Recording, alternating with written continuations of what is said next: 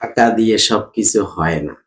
টাকা দিয়ে যদি সবকিছু হতো, আপনার পরিবারে আপনি সবচাইতে বেশি খরচ করেছেন। অনেক টাকা রোজগার করছেন। সব টাকা পরিবারে দিয়ে দিয়েছেন। কিন্তু আপনার পরিবারে আপনার যেই ভাইটা টাকা ইনকাম করে না, খুব অল্প টাকা, নিজে আনতে নিজে শেষ হয়ে যায়, নিজের জন্য হয় না। সেই ভাইটাকে মা-বাবা খুব বেশি পেয়ার করে। কেন জানেন? সে ফ্যামিলি পলিটিক্স বুঝে গেছে। সে ফ্যামিলি পলিটিক্স বুঝে গেছে। আপনি বুঝেন নাই।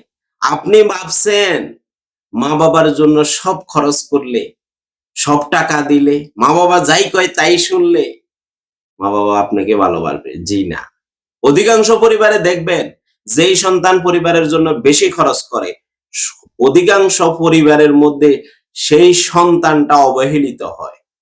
ভাই-বোনের কাছে, মা-বাবার কাছে, আপনজনদের কাছে। এটা আমি আমার কথা বলছি না। আমি বলছি আশপাশের পরিবারগুলা দেখেন, কাণ্ড তো এটাই হচ্ছে।